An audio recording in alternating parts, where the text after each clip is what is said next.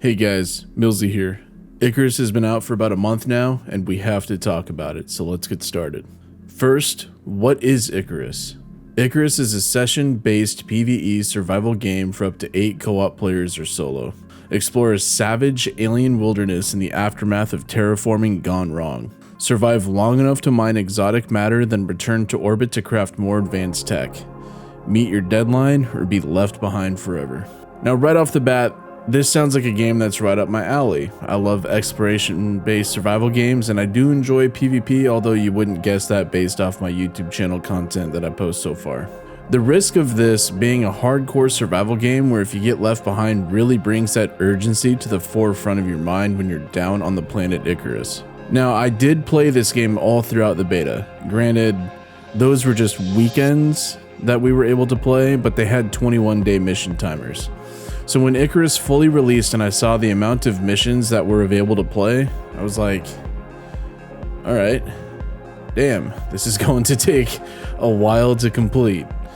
For example, when we had to kill the mammoth in the beta, most folks would grind rifles out or high-end bows and arrows to take the mammoth out as it had a ton of health.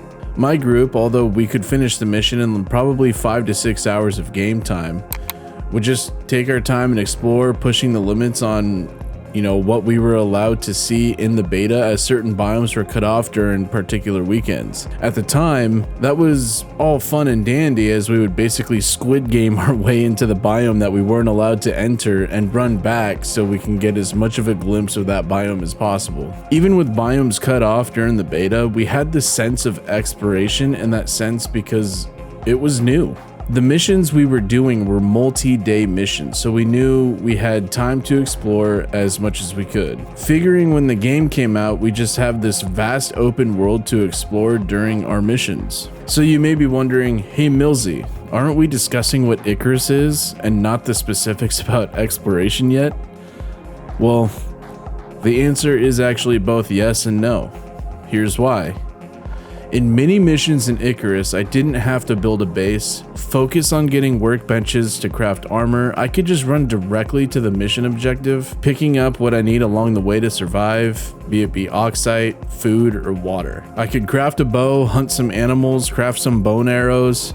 If there are predators that I have to defend at like a scanning device or any sort of mission that requires you to defend any piece of tech equipment from predatory wildlife, then I just craft a few watchtowers out of wood, knock down a bunch of trees around the device that I'm defending, slowing the animals down, and I could just take the animals out that way.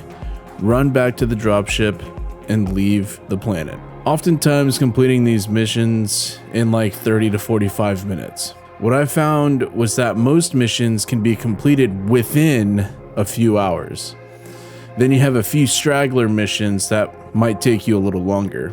Thus, kind of raising the question, is this more about completing missions or exploring a savage alien wilderness in the aftermath of terraforming gone wrong? To me, many of the missions feel so unbelievably linear.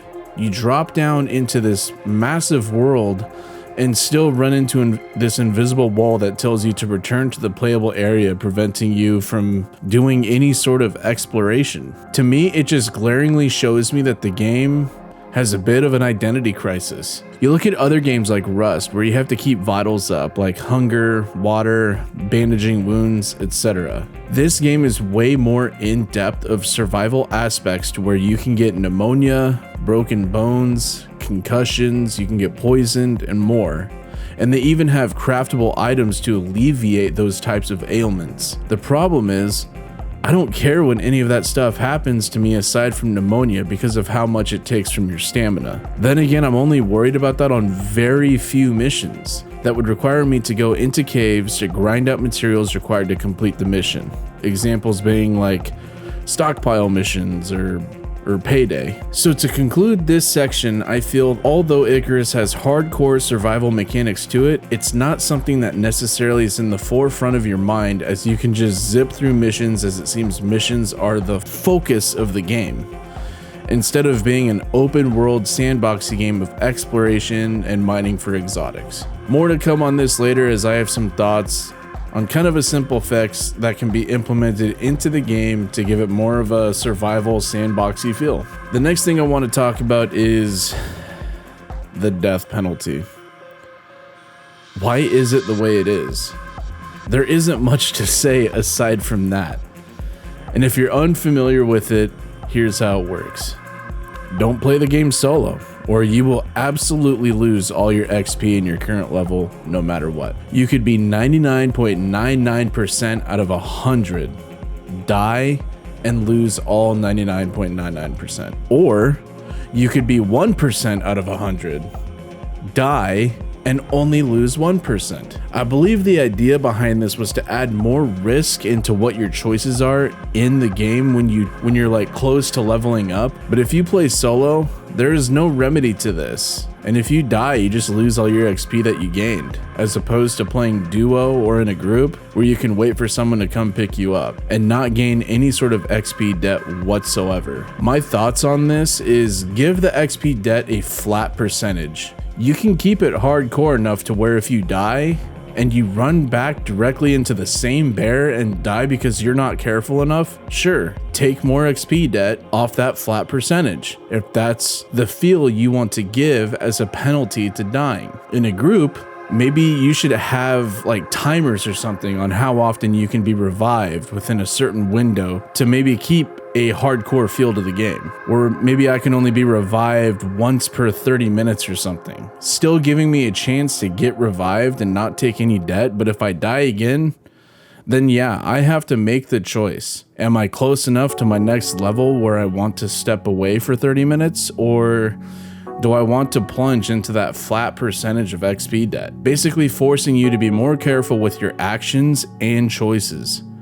As it stands right now, I can make sure that whoever I'm playing with, if we are dying from like a blizzard or something in the Arctic, trying to get back to the forest biome, we just need to make sure that we're not dying at the same time and walk close together. So when my buddy goes down, I pick him up, no debt. I go down, they pick me up, rinse and repeat. The next thing I want to bring up is the talent points. A lot of stuff was changed from the beta into the release, kinda without communication, such as Peerless Lumberjack and Lucky Strike. I spec'd into these two talents as it was my choice to sacrifice like stamina and health to gain more XP off those proccing in the beta. Now they no longer give you the XP bonus and just fill up your inventory full of stone off Lucky Striking a cave wall, being so over encumbered that cave worms just splash damage me to death before I can get the stone out of my inventory. So as nice as it is to whack a gold or iron node once and get the whole thing, it was also a benefit to gaining the XP for the materials you gain from it as well. So with that being said, I know we're allowed to have more than one character, but you should be allowed to respec your talent points, even if it costs rocket bucks or exotic materials. And yes, I call them rocket bucks. Because as of right now, I'd rather spec those points into more base health or stamina. I'm not going to get too much into the talent point thing, but felt it was worth bringing up as I know it's something that Rocketworks has kind of announced that they are working on. The next thing I want to bring up is the life forms on the planet. Why don't the predatory animals hunt the prey, giving me competition to fight for food? So if I stumble by like a deer carcass along the way, I know a predatory animal could be, somewhere nearby. The life forms themselves are also from Earth, aside from the sandworm and cave worms. Admittingly, I have not completed all the missions yet, but here's the facts. I'm on an alien planet. Let me see some alien wildlife. During the making of the Icarus vlogs posted on the Icarus YouTube channel, Rocketworks showed off so many cool life forms that I would love to see, and none of them are in the game. I also wouldn't want to see alien life only be boss type creatures based around missions. If I took the time to build up a base and I hear a deep echoing thud in the background, I want the hairs on my neck to stand up, knowing I potentially have a large alien creature navigating in my vicinity. Having to survive on this punishing planet, we should have to pick and choose what we believe is the safest type of location. Now, how about those exotics? Well, there are two missions right now that are solely based around mining for exotics.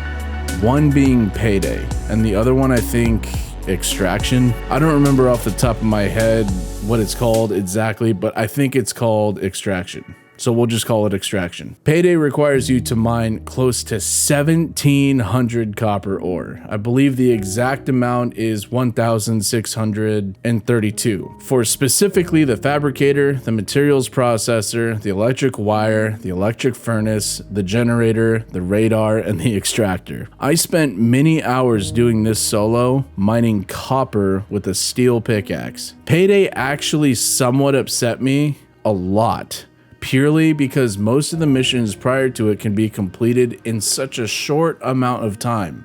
Then you get to this one, and tier 4 is just so massively not worth it with how much material it takes. You might as well just do the extraction mission over and over. Once I had the radar and extractor finally crafted, I was using the composter to fill up my fuel cans. Once I would get to the site, my fuel cans would last less than 30 freaking seconds. Then I'd have to run back after extracting exotics from the mining site, fill 2.5 gas cans in an entire game day, sleep, wake up, and spend less than 2 minutes mining with the extractor. I ended up crafting like 5 gas cans, and it took 9 gas cans on Payday to complete the mission. You're probably thinking, hey Millsy, there's also an electric composter that fills the cans faster, to which I respond saying, you're out of your mind if you think I'm going to look for more copper or materials to craft one more electronic. The basic composter just fills way too slow, and the extractor zaps through that dang fuel anyways. Either the extractor needs to be more fuel efficient or make the fuel canisters cheaper, like 12 iron ingots, so we can just spam them in our inventory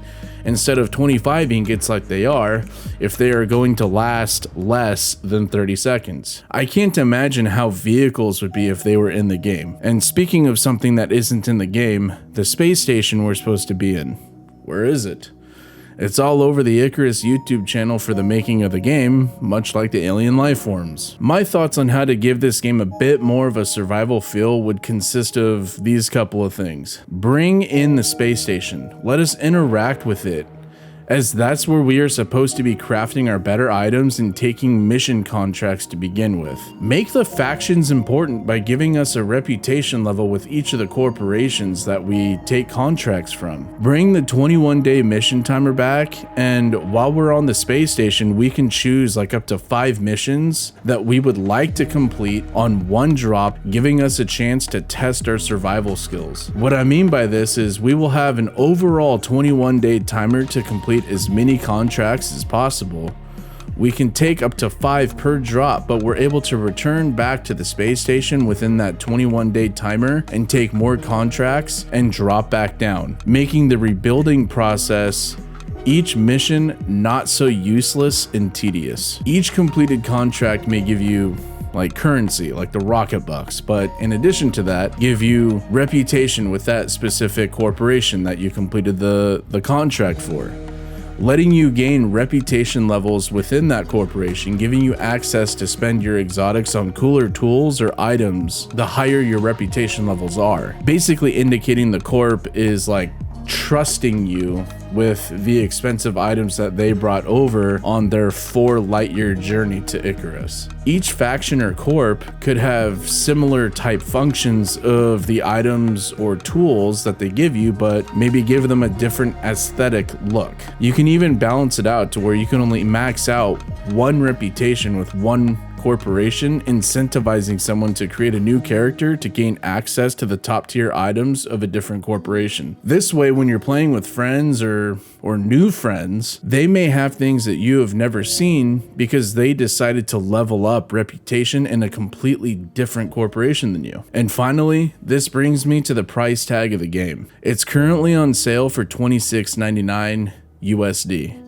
But originally $30. The state of the game right now for $30, I do have to say, for $30 or $26.99 is worth it. The game is beautiful and has more content than most games with a $30 price tag, especially directly on release. If they're still selling the supporters edition, I would say that as of right now, the value is not there. You get the base game with 2 outposts. And yeah, you do get DLC, but I would just buy the base game, check it out, see if it's for you. Then at the time of the DLC's release, maybe check out some people's content first before purchasing if you're hesitant. Because as of right now, there is no date on the DLCs. The game is still less than a month old as of this recording. That has a long road ahead of development, but I feel like Rocketworks is eking towards a good direction of the game, as they are super receptive towards the community's feedback. And let's also keep this in mind, all survival game players have a different idea as to what their perfect game is. With that being said, this is the end of the year, and I hope you all have a safe and happy New Year's, and of course, until next time, I'll see you on the next one, prospectors.